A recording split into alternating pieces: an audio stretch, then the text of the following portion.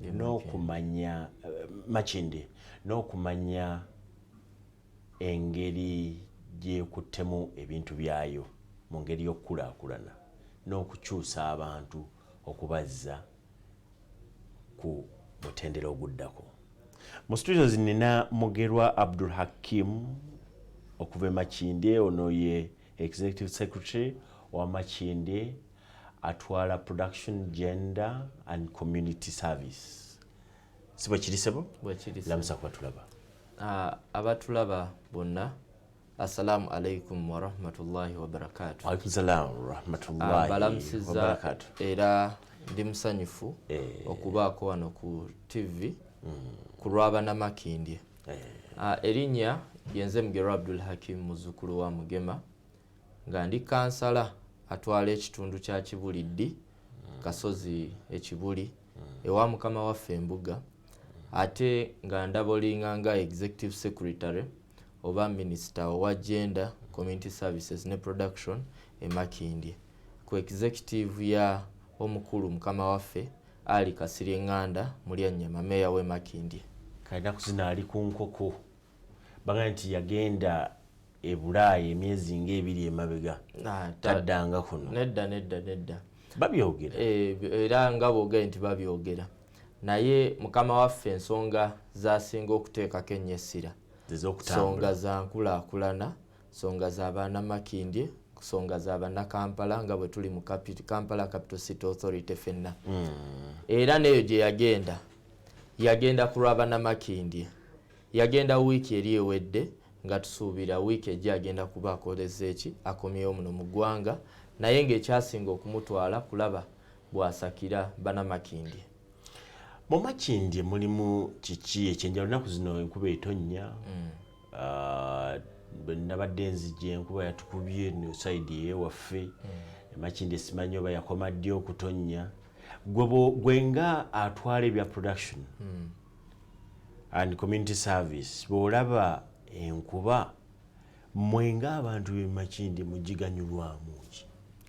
Okay, Makindye ng'eggombolola erina setting okuba nti residential area, era abantu baffe abasinga bonna businesses kyasinza okukolebwa e Makindye, ne bwe tuba tukuŋŋaanya musolo, kubanga ffe ng'eggombolola omulimu gwaffe gukyasinza okuba omukulu kulaba nga tukulaakulanya abantu baffe, naye nga n'okusinziira mu misolo gye bakola ki, gye batuwa.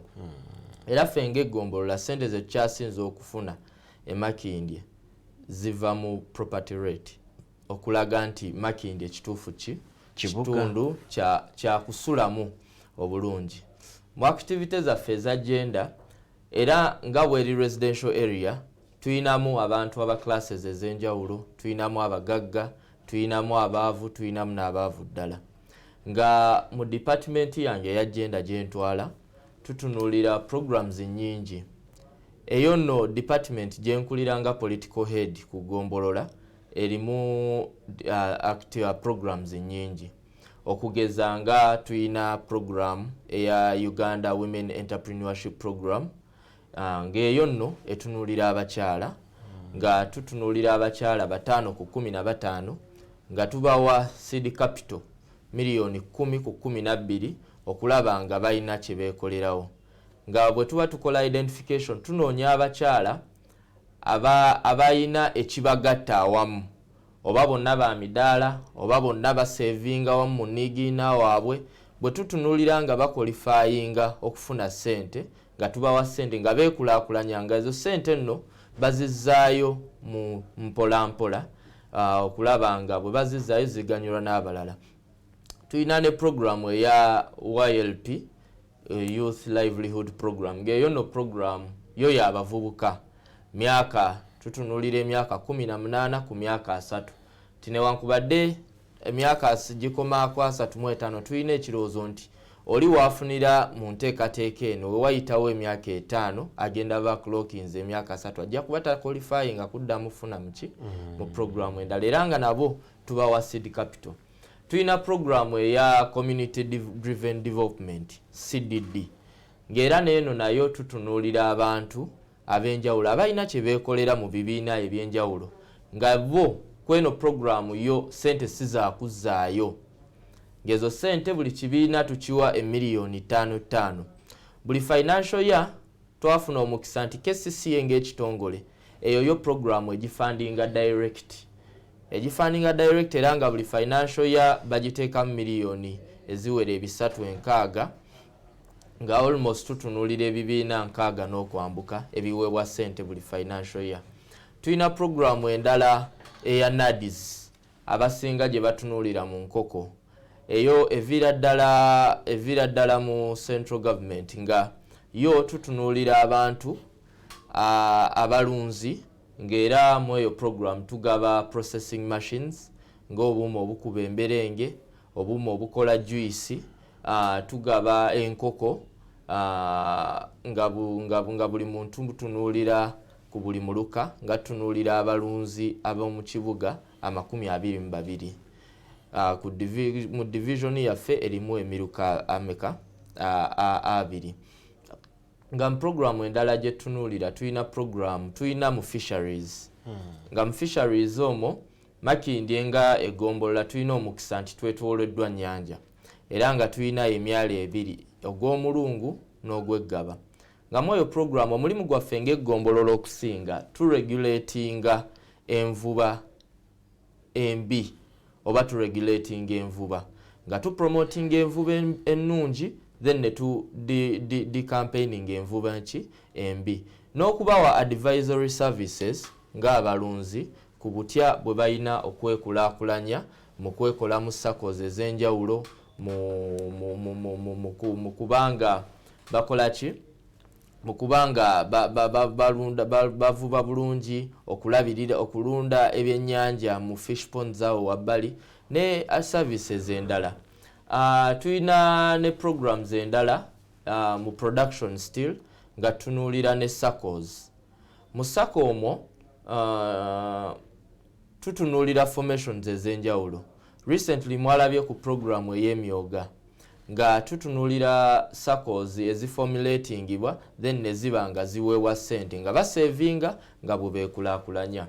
Then mu department y'emu era eya gender turegulatinga katugaye tulinamu office yaffe ya labor nga mu office ya labor tutunuulira empisa y'abakozi abakolera mu Makindye oba house girl oba house boy oba asukali omukozi yenna oba musomesa nga bw'oba olina challenge yonna ku Makindye egombolola tulina labor officer nga yoyo avunaanizibwa n'okulaba nga abakozi bayisibwa bulungi. Tulina neya probation nga tutunulira n'abaana enneeyisa y'abaana families mweyisa mutya okuregulating okulaba nga at least abantu bayisibwa bulungi ng'abaana nga buli omu afuna ne rights ze.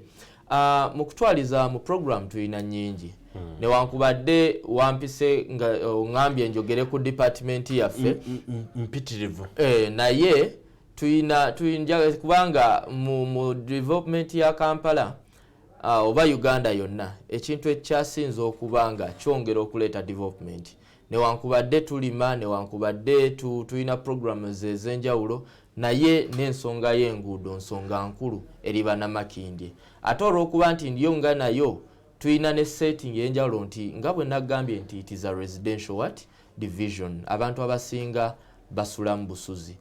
Tuyina enguudo eziwera tulina kilomita eziwera 390 naye nga mu ezo kilometers essaawa zino twakakolako kilometers 115 nga twongera okutunula era n'okugumya Bannamakindye nti enguudo zaffe ze zigenda okwongera okubeautifyinga edivision yaffe eya Makindye. Mu plani ya KCCA ey'enguudo empya mwemuli mwetuli era essaawa mwina nguudo ki nanguudo ki kuba waliwo enguudo ezigenda okutandika okukolebwa plan yafulumye. Yes, plan yafulumye nga n'emabegako wano twalonchinze oluguudo olwa East Konge awo ng'obranchinze off okuva erukuli. Tulina oluguudo olugenda okukolebwa olulala olwa Namasole link okuva awo ku Tuwe paka wali ku Busaabala road. Tulina ne Busaabala road naye egenda kukolebwa. Tulina oluguudo olw'Abanakibuli Kakonge road ewambuga awo nawo tugenda kulaba nga tukolawo. Tulina oluguudo olulala olw'ennamuwongo 8th street ng'olwono olugenda viira ddala ano ku 7 paka eri ennamuwongo katale kwegamba tuli mu nteekateeka nti KCCA eri constrained ne budget era Busaabala road egwa wammwe anti tulinako paati yaffe entono naye eri side z'erubaga n'eri mu Makindye Saabagabo kati ffe oluguudo lwe lutwawula era okukolako Busaabala road ye link eyo gye ggambyeko eya Namasole what Namasole road connecting direct ku Busaabala road so kati tulinako kapaati nabo ne Makindye Saabagabo then ne Rubaga division oluguudo lwe luyita mu kibira yesebo kibira bayitawo kibira ekiro kibayita kibira nga lubi nnyo era lugenda kukolebwa n'oluguudo lw'embadde neerabidde olulala olugenda okukolebwa lwe luguudo lw'Essalaama ngeze enguudo naye kye tusaba bannamakindye bonna ne bannakampala bonna nze ntera nnyo okubuuza abantu baffe nti mwagala ekitundu ekifaanana kitya Asalaama road yo yafa nnyo mwagala ekitundu ekifaanana kitya nti newankubadde ffe nga KCCA Asalaama road nfu yo nfu nnyo naye tuzzaamu bannasalaama bonna essuubi nti olwo oluguudo lugenda kukolebwa era contractor bamuwadde ssente tugenda kutandika olaba nga tukola ki nga tukola zino enguudo zonna zenkoonyeeko bacontractor bawadde ssente era ne Kakonge okwosa jjo twabadde tukola ku site visit okulaba we lwongedde okuyimirira nga tetunnahandinga over contract eri contractor naye tusaba abantu bonna nti tuyina enguudo ezikolebwa nga ziri funded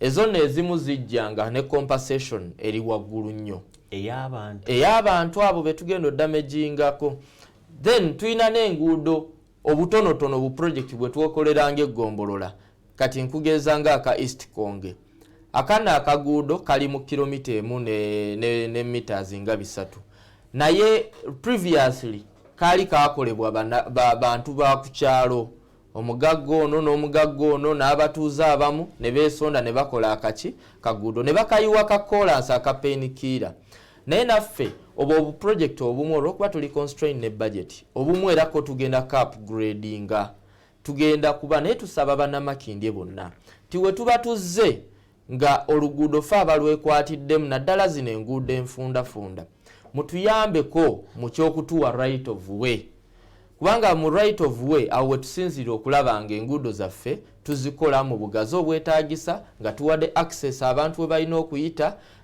n'emmotoka nga zisobola okweyisinganya ebbiri nga tezeetomedde so tubasaba tiwe tuba tukusabayo mita emu gituwe ku lw'obulungi wabula aliwo ewantu ewamu nga newankubadde KCCA tetulina ssente naye we tuba nga tugenda kuyita mu kikomera ky'omuntu awo nno contractor asobola okuteesa naye mu byampolampola n'alaba bwazzaawo ekikomera ng'akiseseetuddeko awo we mulonderamu abamu be muwa ne be mutaawe okusinziira embeera weekola ki weeri naye bino byonna tetubikola olw'okubanga twagala oba okuwoono oba obutawoono naye byonna tubikola olw'okuba nti twagala ekifaananyi kya Makindye ekirabika obulungi ekifaananyi kya Kampala ekirabika obulungi ffe wano tujuzi twabadde tutongoza okusimba emiti naye buli kyonna twakikoze mu climate resilience naye nga tugoberera motemu ti for the love of Kampala kati era ne bannamakindye mbasaba ti si mu programu za nguudo zokka tuyina programu ezingaze kunnyonnyoddeko mu genda eza YLP eza UWEP anno zino programu tugamba abantu baffe ne bwe giba emyoga nti omuntu yenna tusobola okumuwa ssente naye tubakubyamu akafaanani nti buzibu ki bw'ofuna okufuna obufunye emitwalo 5 mu banka nga bagenda kusaba ekyapa ky'ennyumba bakusabe kaadi ya boda okusinziira kyoyina naye ffe bwe tuba nga tusobola okubanga eggombolola bwe mwekolamu omulimu okusinziira nga muyise ne bakansala abammwe ne babafominga ne mukola ekibiina ne muba nga musobola okwakisesinga ssente zino mufubeeyo nnyo okulaba nga ssente zino eziba nga zibaweereddwa temulyandye obuzibu bwaffe bwe tukyalina n'eggombola nti we batuwa miliyoni 9 mu programu emu ng'oba eya UWEP oba eya YLP return payback period eri wansi nnyo saate initially endowooza eri mu zino ssente nti bwe tuba nga tuwadde ebibiina 40 mu financial y'eno ssente ne biba nga biganyulwamu ssente zino bwe baba nga bazizza mu mpolampola ate ze tugattiriza ku ze balituwa mu financial ye naddako ne tulaba nti lule we baba batuwadde 9 ne bakomyawo 5 tumanya tuyina biliyoni 1 miliyoni bimeka 4 nga tugattagatta n'okuwa ebibiina ebiki ebirala financial yabwe gwako ati kati ezo program ezimu ziva funded eva direct okuva CDD zo sizakuzaayo eze miliyoni 5 era tunoonya ebibiina 6 n'okusoba byetuwa emiliyoni 5 mu Makindye division ezo zo sizakukola ki omuntu bwatunuulira ssente zino n'ebibiina byozosoma nsiriikidde ano n'endaba YLP, the UWEP, CDD, CD, and kogataniza government NADS. Alabira ddala nti abantu b'omwammwe bo bali bulungi era emirimu gitambula bulungi bwe kiri ssente zino omuntu singa abanga ayagala ssente za seed azifuna atya era bw'abanga ayagala zifuna buzibu ki bwasanga era bwangu ki njagala tusooke tugende tuwummulemuko katono bwe tukomawo njagala tutandikira awo wennyini okulaba kubanga amenye ebitundu bingi nnyo awava ssente zirabika nga zikulaakulanya abantu naye ssente zino nyangu za kufuna nga bw'okyogedde katukomewo.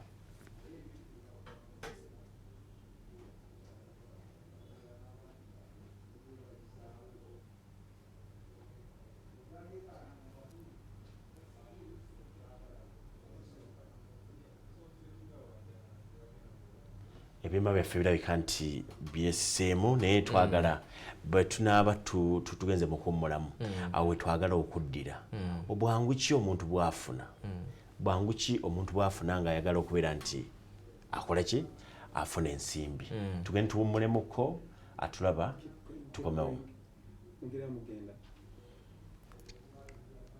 Ebyuma birabika nti bikyaganye oyinza okutubuulira oyo tekinologiya olumu naffe tuba tetumuyinako konti naye ffe program zino mu challenges gye tukyasinza okufuna ng'eggombolola nti tulina obuzibu bwa bureaucracies emitendera emisoso gye tuyitamu omuntu yenna okufuna ki okufuna ssente zino nti sente ezimu naffe ng'eggombola nti zino program zonna ziri demand driven era abantu abatuuze baffe be balina okuba nga balaga obwetaavu bw'okufuna ki mu nteekateeka eno nga tulina challenge y'abantu baffe nti abamu ajjamu eno program ng'agamba kanyende ngobe ku ssente za UWEP oba eza CDD naye ng'ekigendererwa kyange kyakulaba nga ssente nzirya buki bulya faawo nno ng'abakulembeze wenjagala okozesa guno omukisa okuutira abatuuze baffe bonna nti tulwane nnyo nga bwe kyetaagisa okulaba nga tukyusa mindset yaffe eri program za gavumenti wano twalaba emyoga naye ng'abantu abasinga babawa ssente ezo abasinga ne bazitwala nti token of appreciation ng'ate gino emyoga oli buli kibiina twakiwa emiliyoni 3 buli kibiina buli mwoga buli sako twagiwa emiliyoni ameka 3 nga tusuubira nti bano we babawa miliyoni 3 nga basasula ku rate ya 8% of interest ez'emyoga nazo ziddayo naye tuba nga tusasula between 8% to 12%. Ogenda mu banka nga bakusaba ssente naye nga bakuwadde rate ya 20%. Wano we baba nga bakuwa akakadde ng'ozzaayo just 8%. Bakuwa gundi emitwalo 2 n'ozzaayo 8%.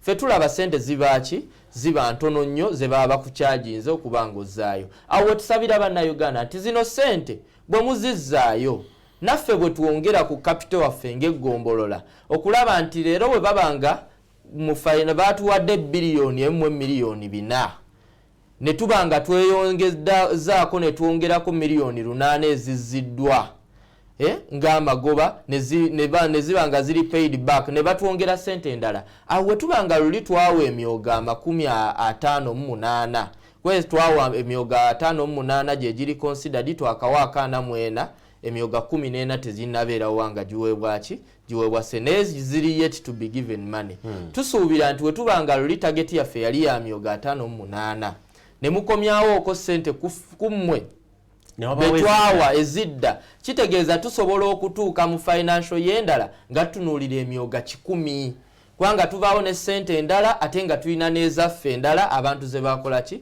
ze bazza so wenkuutira bannamakindye bonna tukyuse mindset ku butya bwe tutwale enteekateeka zino ez'enkulaakulana nti gweoba leero ofunyeemu enkyaleko omulala afune mwana tulinawo n'akawaayiro twaha akatini ennyo nti bw'oba wali ofunye mu programu ya gavumenti y'emu ate tetukuwa mukisa kuddamu funa era tuba scrutinizinga tutunuulira nti omulengedde erinnya lye oyo nga tumugjamu yeri programu kati ng'eya UEP gye nagaye nti tutunuulira abantu 5 ku 15 bwe tugenda mu kusunsulamu akatiba tutunuulira nti twaha yali afunyeeko oyo nga tumukola ki kuba twafuna challenge ng'omuntu afuna nadizi yafuna emyoga yafuna UEP yafuna YLP yafuna CDD olw'okuba nti ziri demand driven omuntu ono omu asobodde okumanya programu zino yagenda okwenyigira mu nteekateeka endala zonna. Njagala tugende tumulemuko katono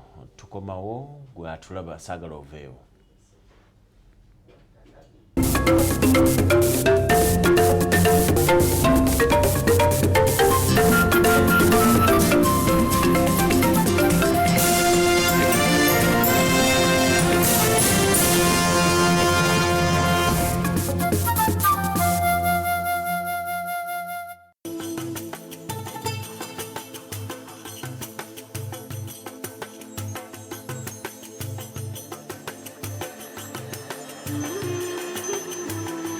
Programu omukeeze ekutuusibwako. CashTelex, a financial firm using the smart technology to deliver value with an exchange platform that enables you buy and sell your shares. Find them at Noor Emporium, Level 3, Suite NE 41 and 46, Mengo Hill Road, Kampala, or call 0759 404 099 or 0757 356 347 or 0782 394 388 or email support@cashtelex.com or visit our website www.cashtelex.com. Eno ye Salam TV. At Mayondo, we realize your furniture dreams. Doors, kitchen cabinets, office and school furniture, all designed with the latest state-of-art machinery, offering high-end finishing. We work with you from designing your product to completion stage to ensure customer satisfaction. Mayundu Engineering Works is located at Namugongo Chali Wajala near the Matters Shrine, or call us on the following numbers.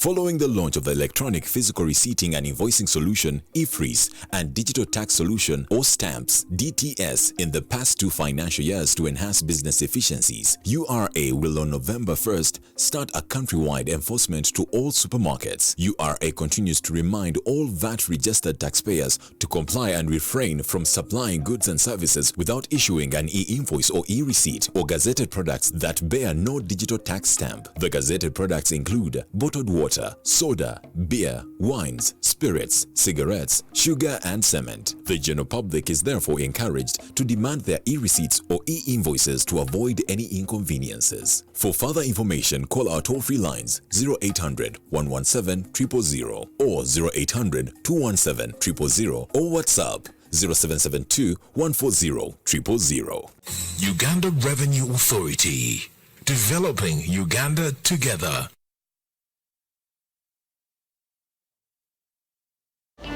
Water Homes ekuleetedde teknologiya omupya owa septic tank gye bayise biodigester olyoka owone septic tanks enkola enkadde ezikulukuta.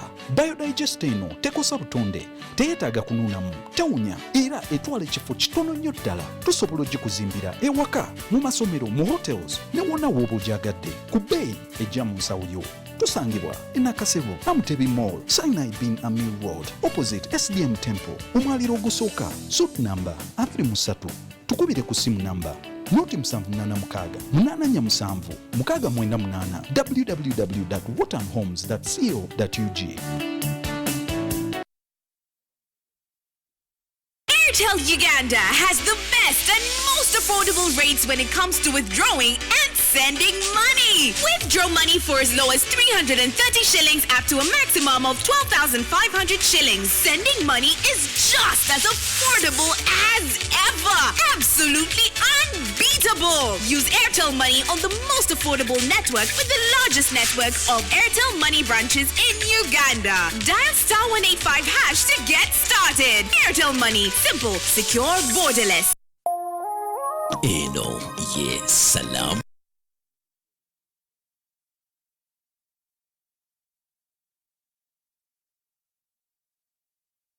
TV.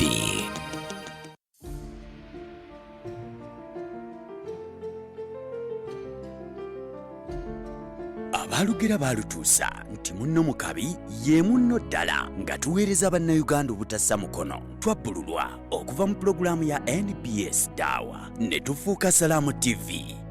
Eno nno neezaala Salaamu Charity Foundation, ekitongole ky'obwannakyewa ekisennyesera ku byenjigiriza, ebyobulamu n'okubudaabuda omuntu wa bulijjo okuyita mu nkola ya ggwanga mu gye. Twatandika okuzimba amasomero nga Lukalu Primary School, lino lyawementa obukadde 320 eza Uganda. Nyamitanga Primary School, obukadde 312 obwakuŋŋaanyizibwa. Enkulaakulana ky'ekinyusi era tufaayo nnyo nga Salaamu Charity okulaba nga tukulaakulanya eggwanga lyaffe. Awo nno we twakwatira ku byobulamu nga tuyamba ku malwaliro agatali gamu omuli Lugazi Health Center 3, waadi z'abalwadde 2 zaggulwawo.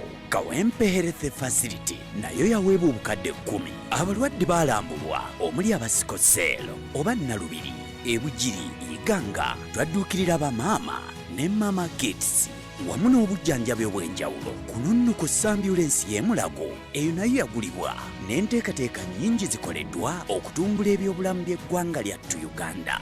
Mu kaseera mpaawo kaaga, ekitongole kya Salaamu Charity kyewaayo okutuukirira omuntu wa bulijjo ng'abaalumbibwa amataba ebuliisa, baamulekwa, bayimaamu n'abakadde. Tukwatagana n'ebitongole ebirala nga MTN Uganda, Stanbic Bank okuliisa abatalina. Salaamu Charity Foundation esajja kudde n'egaziwa mu bitundu bya Uganda eby'enjawulo nga Bunyoro n'Embalala okwongera okulaakulanya abantu mu ggwanga lyonna nga tuyita mu kukunga abantu okuwa ssaddaaka ne zaka. Tuzimbye community centers nga Kaabasanda n'Endejje Lubugumu. Ebyo nno n'ebirala bingi ate nga tukyatambula tukyasensera eggwanga nga tuli wamu n'omuntu wa bulijjo. Salaamu Charity Foundation eriwo okulula oggwa omuntu wa bulijjo.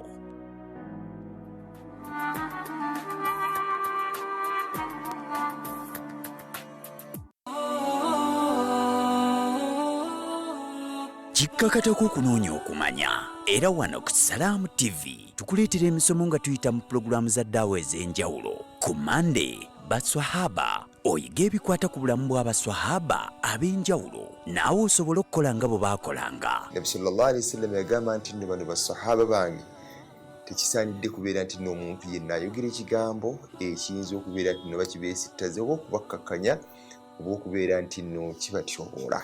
Olwo ku Lwokubiri tukuleetera abakyala abazira. Wano tutunuulira abakyala ab'enkizo mu ddiini y'Obusiraamu tusobole okuyiga ku ebyo ebyabafuula ab'enkizo. Omukyala yenna okubeera omuzira kasita omulabanga ng'ayingidde obufumbo bwadibegga kabonero akasooka. Ku Lwokusatu mu pulogulaamu empisa tutunuulira empisa za Nabbi Muhammadi kikuyambe naawe okulongoosa empisa. Ng'alaga Nabbi waffe Muhammad sallallahu alaihi wasallama ng'amusindika yamugamba nti amusindise nga bashiran nga musanyusa ate nadhiran ate nga mutiisa olwo ku Lwokuna mu pulogulaamu emboozi mu Kulaani. Wano tutunuulira engero n'emboozi ezinyumizibwa mu Kulaani tusobole okuggyamu ekyokuyiga. Essuula ya mpisa okuba twatandikira eddala nga tulaga neeyisa. Ku Lwokutaano mu pulogulaamu enkolagana tuyiga engeri gye tulina okukolaganamu n'abantu abalala kituyamba okubeera n'emirembe wakati waffe. Gwe ne Allah nti okkiriza kye yagamba ne bantu bano kyalinde nabo kolagana n'ebeera nnungi. Olw'omukaaga tukuleetera ekkubo ly'obusiraamu etuyigiriza ekkubo lye tulina okukwata okusobola okuba abawanguzi oluvannyuma lw'ensi eno. Ebintu bingi tubikola ogenda okusoma ebitabo n'ebyafaayo by'omubaka sallallahu alaihi wasallam nga twava ku nkola ne tukkirira ku Sunday. Eno ye Salam TV.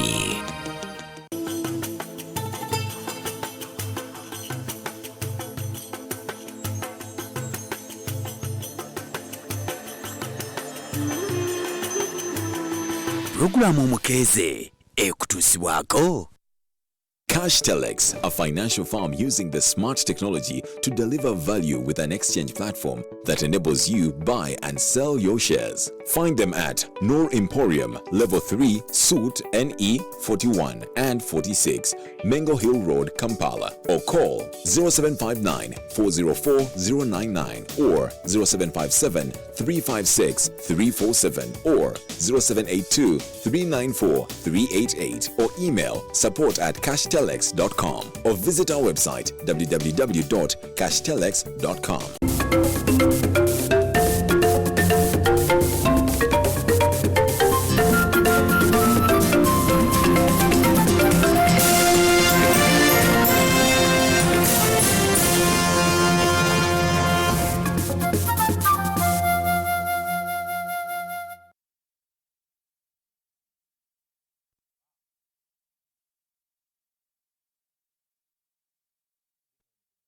Tulaba tugenda mu maaso omukeeze akatundu ensonga mu nsonga. Nze Twaha Mukiibi we tugende mu kuwummula obadde otunnyonnyola ssente naye bw'oyogedde ebibiina bino byonna ebigaba ensimbi abo twa miliyoni 5 abo twa 10 abo wali twafuna 3 wali twafuna kawombi n'ompa ekifaananyi ekiraga nti abantu abamu okusigala nga bakaaba ennaku kiva kuba nti tebagoberera nnyo projekiti za gavumenti nabikolebwa.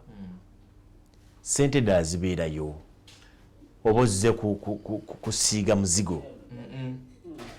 Omanyi omukulembeze omulungi yoyo ayogera ekituufu. Ssente zibaayo. Abasaba baweebwa. Abo abataweebwa kiva ku ki? Tutunulira olumu requirements mubaamu nki? Yes, anti awenzira. Nti ngenda kusookera ddala ku programu eriko y'emyoga.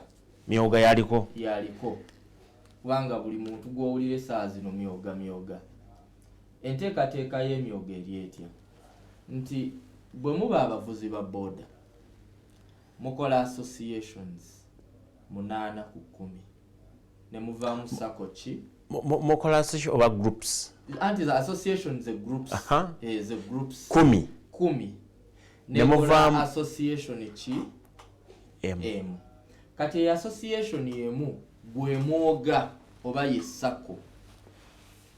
Association tuzirabira ku parish level oba constituency level.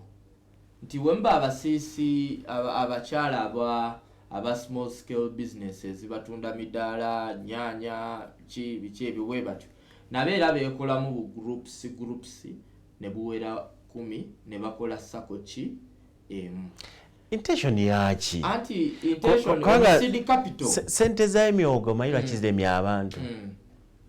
Abantu badduka ne bawandiisa ebibiina ne bateekayo empapula bakusaba sente za emyoga bwe baatuuka eyo kalaga nti muddeeyo mulabe ne bannammwe bwe mufaananya emirimu ate mufoominge bu gurupu obw'enjawulo muweze bu gurupu 10 mulyoke mudde musabe. Is that fair? Ati kati yeyo ezo modi ezimu baba basettinga mu ministry nga ye requirement je twetaaga okubanga abantu baffe bafunamu because sente zino za muyi wa musolo ekyo kyo njagala buli munnayuganda akiteeke into concern nti zamuwe wa musolo. So tetuyinza ziwe sitinga bwetyo nti tukwate biliyoni emu tugende nga tugaba bugabi. Wabula bweba modo yajjanga eri set in that way. Kyensaba bannamakinde ne bannakampala tugigoberere tulabe nga tufuna mu nteekateeka zino. Kyembadde nkyakunnyonnyolamu awo nti bwe bakola ena association 10 ne bakola saka emu awo nga babawe miliyoni 10 naffe ng'abakulembeze tulina concern emu nti twagala ssente ezo zeeyongere waakiri buli association bagiwe miliyoni 5. Then we bakola association eyo buli muntu ku saving gwayina ti bw'oba oyinayo omutwalo oba oli qualifying okuba loan y'emitwalo 3 bw'oba oyinayo emitwalo 5 keeka mu kitundu nti zina association abafunira ssente ya association chairperson abakulira yagenda ku sako waggulu era kweyo sako waliyo executive etwala sako eyo oba ekulembera sako eyo na association eziri wansi. Bwe babanga association emu eyinayo miliyoni 5 kitegeeza waggulu eyina obusobozi obusaba miliyoni 15. Kati ono seed capital disende teba era emyoga tegitunuulira muntu akola mu KCCA muntu afuna miliyoni 5 kubanga bwe nfuna miliyoni 5 nze omuntu omu kitegeeza bwe mba nsevinze miliyoni 4 qualifying ofune miliyoni 10 already almost half of what we were given as a circle. Tutunuulira abantu abakola bu business obutonotono abanoonya ssente ez'entandikwa kubanga tukkiriza bwe nabadde nyanjula Makindye setting ya Makindye na appreciate nze nti Makindye nga yo egombolola division y'abantu ab'emiteeko egy'abagagga abaavu n'abaavu eddala. Era bannaffe we baatuddeyo balabye nti kya concern okutunulira n'ennani emyoga categories kwali twatunulira ababoda abatunda produce tutunulira abakyala abakola bu business obutono naye ate n'ennani emyoga categories era nazo tuli mu formation nga tunulira abasajja oba abakyala abatunga engatto tutunulira abantu abakola mu misenyu nabo tebaali considered. Tutunulira abakyala baffe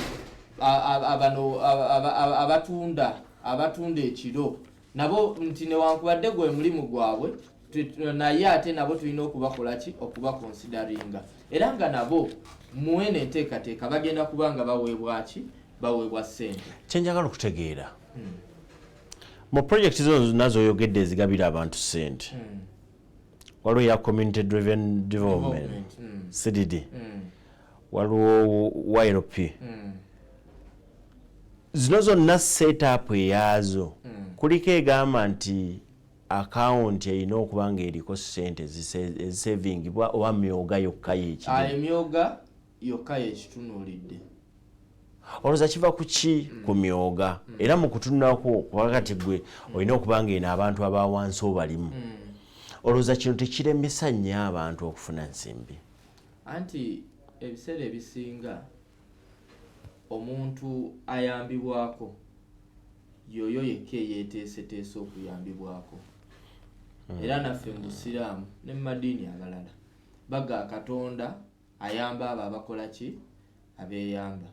Era y'ensonga lwaki tusaba Namakindye titogenda kufuna abantu bonna abakomplaininga nti tebaafunye ssente z'emyoga. Tuyinamu issues ez'abakulembeze abalya ssente era nabo tuli kubakolako ng'eggombolola abalala tubatereezezza naye tuyinamu n'abalala abataategeera kirowoozo ki kiri mabega wa myoga gino era be basinga okomplaininga kwa tamanyi nti osooka kusevinga olina okuba nga oli memba ye kasita abanga muvuzi wa boda mu Kisugu oba mu Kibuli parish yagenda ekigenda omujjira mu birowoozo era namuganda yetubadde nga tetuli ku mpewo yaŋŋambye kimu ti nze ndi wa Kibuli lwaki saafuna ku ssente za myoga naye ate nga tulina okuba nga tu appreciatinga no consideringa factors zetwetaaga okuba nga tutunuulira eri okuwa ekitiibwa ssente y'omuli w'omusolo tusobole okulaba nga abantu ab'enjawulo baganyulwa mu program zino.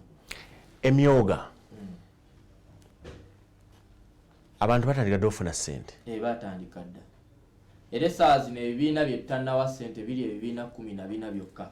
Twakawa ebibiina 4 mu bina ssente. Omuntu asevinze oba group esevinze ssente zitawera kakadde. Katugeze bayinako emitwalo 7 zibataddeko. Olusi zaagwako omulundi gumu. Bwe mutuuka okumuwa emyogo emitwalo 7 afuna ssente mmeka? Emitwalo nagambye times 3.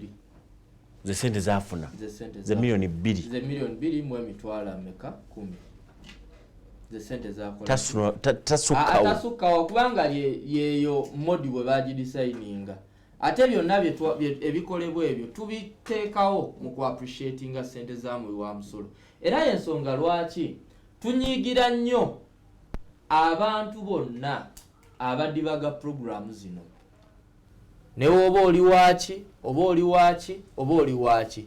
Ffe waffe Makindye ekyenjawulo kye tuyina ti twatuula ne ba town clerk ba technical ne ba political wing. Zera mu department yange nabasaba ekintu eki tukole byonna bye tukola naye nga tukola ku lw'abana Makindye.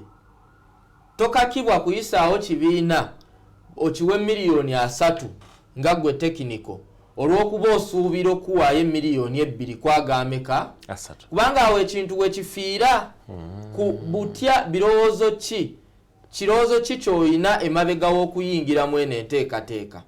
Bw'ojja nga mwami Mugerwa yakusuubiza nti bwami Twaha bw'otuuka ku eno level gano miliyoni 3 gwe ogenda gakola ki naye nze ninako 5 kitegeeza naawe bw'onaasigaza 25 n'abantu bw'omugenda zirya nga we muli awo era tezigenda kufunamu mu kigendererwa kya program. Mugerwa njagala kumanya ebya Uganda byakutunuulira kati mu bintu by'oyogedde mulimu bannayuganda abalowooza ebimu ku bye balowooza kyendeeta. Ekisookera ddala njagala okumanya abantu bameka abangi ababeera ku group abatono abasembayo abatono bwe tunulira aba boda tunulira abantu abali ku stage tunulira stage ya boda tutunulira stage ya boda ezimu ziriko abantu 20 15 abantu abatano basobola 5 basobola okuforminga group abantu abatano baba batonoko era kyovola bava ku bantu nga bameka twagala at least tutunulira association bweba n'abantu 15 oba 10 bwe nkuŋŋaanya abantu bange 10 banzikiririzaamu bakozi bannange naye nga tebali willing kutereka mu ssente mu gurupu eno ey'emyoga nenkwata obukadde bwange 4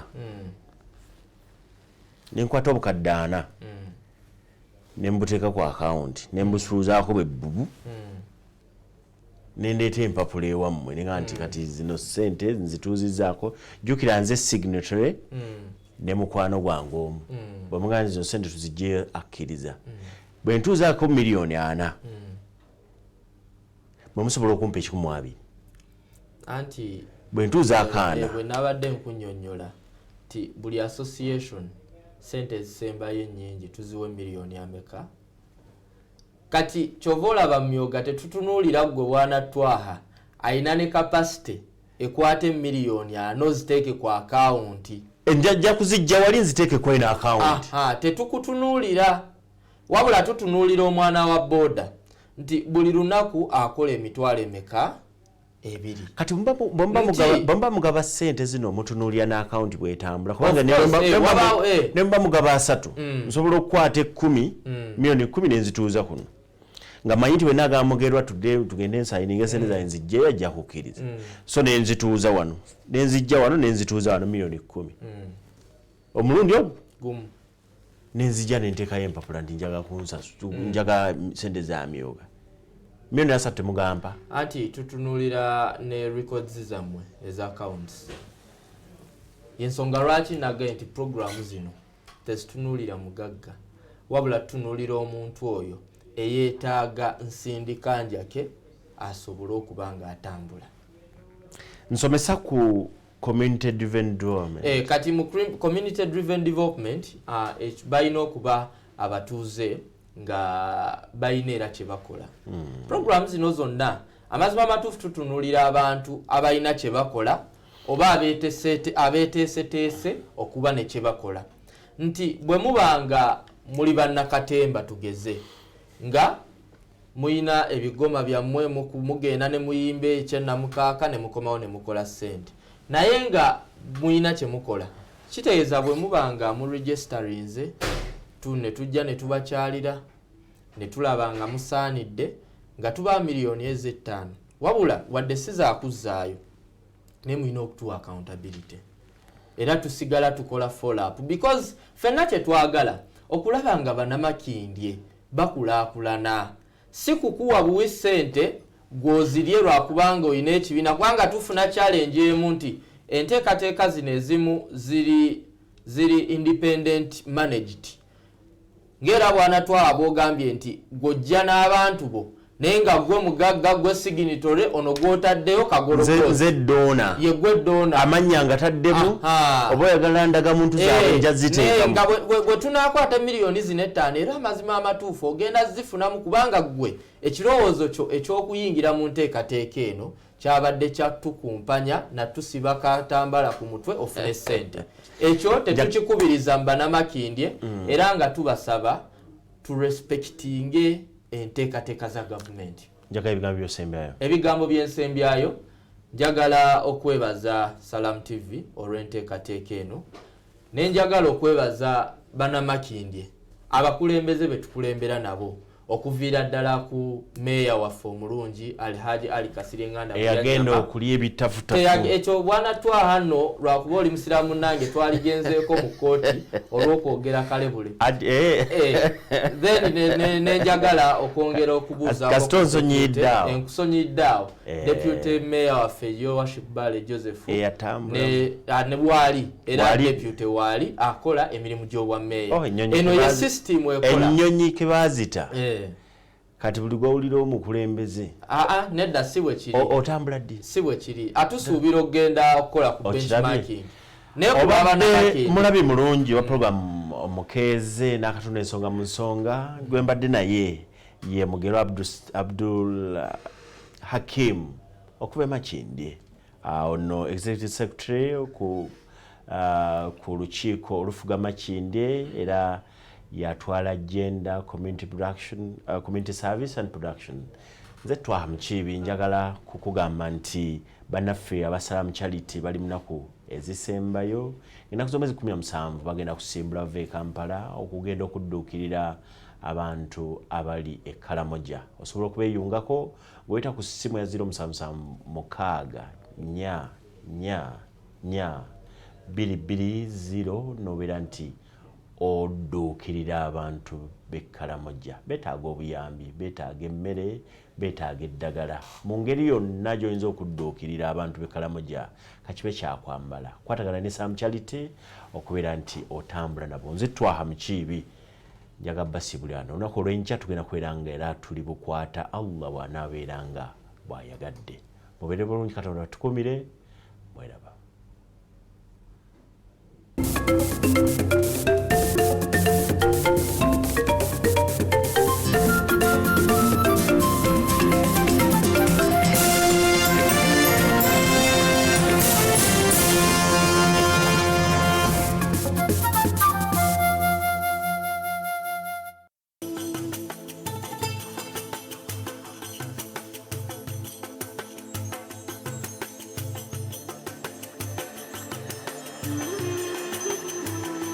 Programu omukeeze ekutuusibwako.